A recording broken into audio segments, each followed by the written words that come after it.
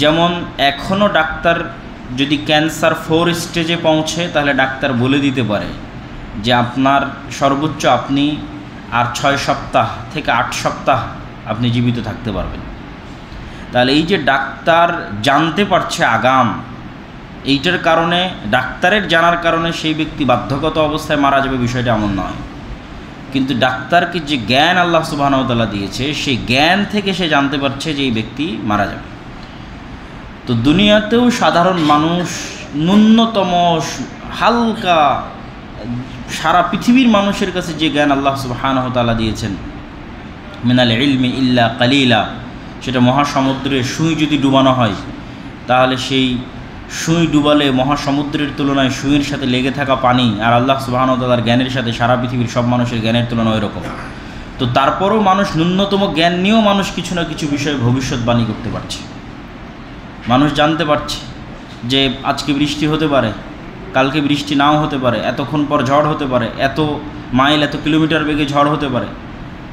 তো এই যে মানুষও জ্ঞান চর্চার মাধ্যমে আগাম জানতে পারছে, তাহলে যিনি সকল কিছুর জ্ঞান রাখেন তিনি অবশ্যই আগাম জানেন যে মানুষ কী করবে। এই জানাটাই তিনি লিখেছেন, লিখতে বলেছেন কলমকে, সেটি তাকদীর। তবে অবশ্যই মানুষ প্রত্যেক যে কাজ করে সেই কাজ আল্লাহ সুবহানাহু ওয়া তাআলার অনুমতিতেই করে। আল্লাহ সুবহানাহু ওয়া তাআলার এই অনুমতিকে বলা হয় পৃথিবী পরিচালনায় আল্লাহ সুবহানাহু ওয়া তাআলার ইচ্ছা।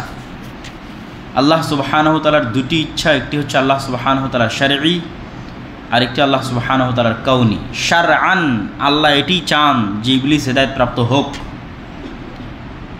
এই চাওয়াতে আল্লাহ সুবহানাহু ওয়া তাআলার কোনো ত্রুটি নেই। আল্লাহ এটি চান যে আবু জাহাল হেদায়েত প্রাপ্ত হোক, আবু তালেব ইসলাম গ্রহণ করুক। চান বলেই মুহাম্মদ সাল্লাল্লাহু আলাইহি ওয়াসাল্লামের মতো নবীকে পাঠিয়েছেন, দাওয়াতি কাজের ব্যবস্থা করে দিয়েছেন, দাওয়াত পৌঁছানোর ব্যবস্থা করে দিয়েছেন, কোরআনকে সংরক্ষণ করে দিয়েছেন, মানুষের মধ্যে জ্ঞান ছড়িয়ে দেওয়ার জন্য, কোরআন ছড়িয়ে দেওয়ার জন্য আলেম ওলামার ব্যবস্থা করেছেন, মসজিদ মাদ্রাসার ব্যবস্থা করেছেন। মানুষ হেদায়েত হবে এরকম প্রত্যেকটা ওসাইল, প্রত্যেকটা কারণ এবং মাধ্যম পৃথিবীতে আল্লাহ রেখেছেন। তথা আল্লাহ সুবহানাহু ওয়া তাআলা চান যে মানুষ হেদায়েত প্রাপ্ত হোক, ফেরাউনও হেদায়েত প্রাপ্ত হোক, ইবলিসও হেদায়েত প্রাপ্ত হোক, আবু জাহলও হেদায়েত প্রাপ্ত হোক।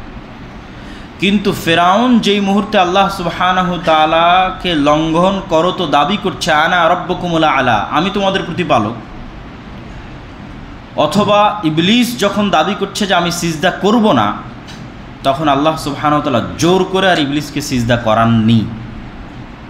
ইবলিস যে সিজদা করব না বলছে, আল্লাহ সুবহানাহু ওয়া তাআলা চাইলে ইবলিসকে জোর করে সিজদা করাতে পারেন, কেন তিনি হচ্ছেন খালিক, সৃষ্টিকর্তা। তিনি চাইলে ইবলিসকে তখনই মেরে ফেলতে পারেন, তার রূহ কবজ করে নিতে পারেন, তার মুখের বাক শক্তি ছিনিয়ে নিতে পারেন, তার শ্রবণ শক্তি ছিনিয়ে নিতে পারেন, কিন্তু আল্লাহ সুবহানাহু ওয়া তাআলা সেটি করেননি।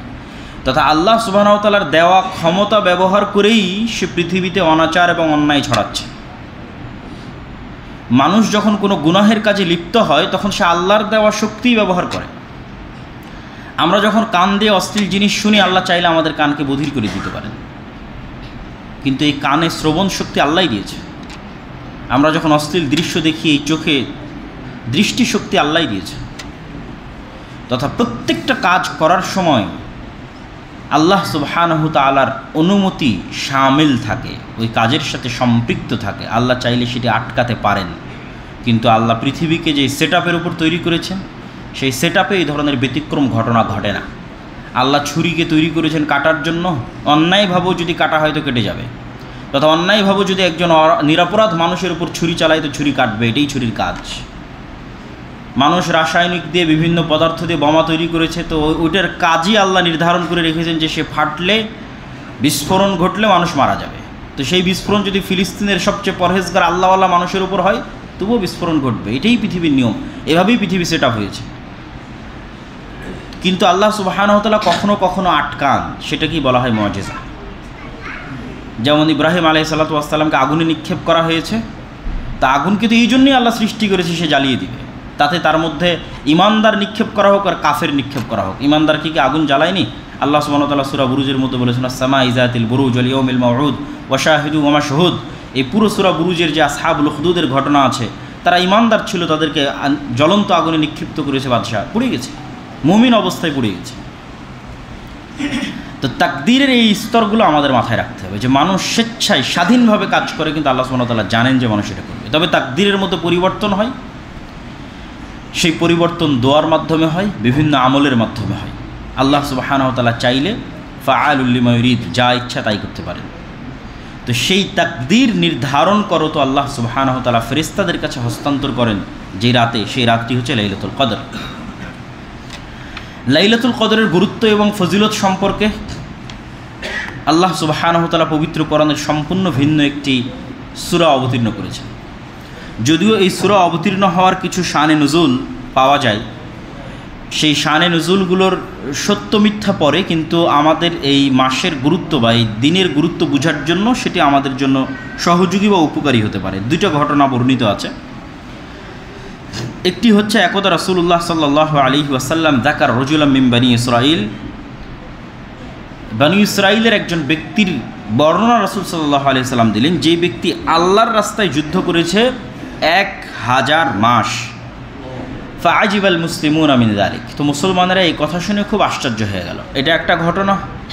আর আরেকটা ঘটনা হচ্ছে, একদিন রাসূলুল্লাহ সাল্লাল্লাহু আলাইহি ওয়াসাল্লাম বানু ইসরাঈলের 4 জন নবীর বর্ণনা দিলেন, আইয়ুব, জাকারিয়া, ইউশা বিন নুন এবং আরেকজন। এই 4 জন নবীর বর্ণনা দিয়ে বললেন যে এই 4 জন প্রায় 80 বছর আল্লাহ সুবহানাহু ওয়া তাআলার এমনভাবে ইবাদত করেছে যে সেখানে কোনো গুনাহ শামিল ছিল না, সেখানে কোনো গুনাহ ছিল না। তো এই ঘটনা শুনেও মুসলিম উম্মাহ বা উম্মতে মুহাম্মাদি বা সাহাবী যারা ছিল তারা অত্যন্ত আশ্চর্য হলেন এবং তারা ভাবতে লাগলেন যে আমরা এরকম আমল কিভাবে করতে পারি, এই উম্মতের বয়স তো অনেক অল্প। তো অতীত উম্মতের বয়সের সাথে তুলনা করলে এই উম্মতের বয়স দিয়ে এই ধরনের ব্যাপক ইবাদত এবং তাদের সাথে প্রতিযোগিতায় টেকা বা অগ্রগামী হওয়ার কোনো সুযোগ নাই, কেননা বয়স সীমিত। তখন আল্লাহ সুবহানাহু ওয়া তাআলা জানিয়ে দিলেন মুহাম্মদ সাল্লাল্লাহু আলাইহি ওয়াসাল্লামকে যে এই উম্মতে মুহাম্মাদি তার অতীতের চলে যাওয়া উম্মতদের চাইতেও বেশি আমল করার সুযোগ পাবে। অল্প বয়স নিয়েও আমি তাদেরকে বিভিন্ন অফার সেট করে দিচ্ছি, যে এই অফারটা গ্রহণ করলে এতদিনের সমান নেকি, ওই অফার গ্রহণ করলে এতদিনের সমান নেকি। তার মধ্যে সবচেয়ে বড় একটা অফার হচ্ছে লাইলাতুল কদর। 1 রাতের ইবাদত 80 বছরের চাইতেও বেশি সময় ইবাদতের নেকি দিবে। 1000 মাস ইবাদতের চাইতেও বেশি ইবাদতের সমান নেকি আমাদেরকে আল্লাহ সুবহানাহু ওয়া তাআলা দিবেন। এটা একটা অফার, সেই অফারের নাম হচ্ছে লাইলাতুল কদর। আল্লাহ সুবহানাহু ওয়া তাআলা কোরআন মাজিদে বলেন, ইন্না আনজালনাহু ফি লাইলাতিল কদর, নিশ্চয় আমি এই পবিত্র কোরআন অবতীর্ণ করেছি লাইলাতুল কদরের রাতে। পবিত্র কোরআনের আর এক আয়াতে আল্লাহ সুবহানাহু ওয়া তাআলা বলেন, ইন্না আনজালনাহু ফি লাইলাতিন মুবারাকা, আমি এই পবিত্র কোরআন অবতীর্ণ করেছি বরকতময় রাতে। তথা ওই আয়াত এবং এই আয়াত, 2 আয়াত মিলালে এটি স্পষ্ট যে লাইলাতুল কদরের রাত বরকতময় রাত। কেন বরকতময় রাত তারও বর্ণনা আয়াতের শেষের দিকে আসবে, তখন আমরা শুনবো ইনশাআল্লাহ। ওয়ামা আদরাকা মা লাইলাতুল কদর, হে নবী আপনি কি জানেন লাইলাতুল কদর কি? তো লাইলাতুল কদর কি এইটির গুরুত্ব তুলে ধরার জন্য বলার ঢং এরকম, এবং এই ঢঙে আল্লাহ সুবহানাহু ওয়া তাআলা কোরআন মাজিদের আরও বিভিন্ন জায়গায় বলেছেন, এবং রাসূল সাল্লাল্লাহু আলাইহি ওয়াসাল্লামও এই ঢঙে বহু হাদিস সাহাবীদেরকে সম্বোধন করেছেন। যেমন আল্লাহ বলছেন, আল কারিআতু মাল কারিআ ওয়ামা আদরাকা মাল কারিআ, ভয়ঙ্কর আওয়াজ, বিকট আওয়াজ, প্রলয়ঙ্করী ভয়ঙ্কর ভয়াবহ আওয়াজ। তোমরা কি জানো ভয়ঙ্কর প্রলয়ঙ্করী বিকট ভয়াবহ আওয়াজ কি? তো ওই জিনিসটার প্রতি আগ্রহ তৈরি করার জন্য বলার ধরনটা এমন। রাসূল সাল্লাল্লাহু আলাইহি ওয়াসাল্লামও কোনো একটা গুরুত্বপূর্ণ বিষয় বললে সাহাবীদের এভাবে বলতেন, তোমরা কি জানো গীবত কি? আতাদরুনা মাল গীবাহ, গীবত কাকে বলে তোমরা কি জানো? তখন সাহাবীরা বলতেন, আল্লাহু ওয়া রাসূলুহু আলাম, আল্লাহ এবং আল্লাহ রাসূল ভালো জানেন। তো ঠিক আল্লাহ সুবহানাহু ওয়া তাআলা ওই স্টাইলে বলতেছেন, ইন্না আনজালনাহু ফি লাইলাতিল কদর, আমি তো কোরআন অবতীর্ণ করেছি লাইলাতুল কদরে, কিন্তু তোমরা কি জানো লাইলাতুল কদর কি? ওয়ামা আদরাকা মা লাইলাতুল কদর, তোমরা কি জানো লাইলাতুল কদর কি? যাতে মানুষের আগ্রহ তৈরি হয় এই বিষয়টা জানার জন্য যে আসলে কি লাইলাতুল কদর।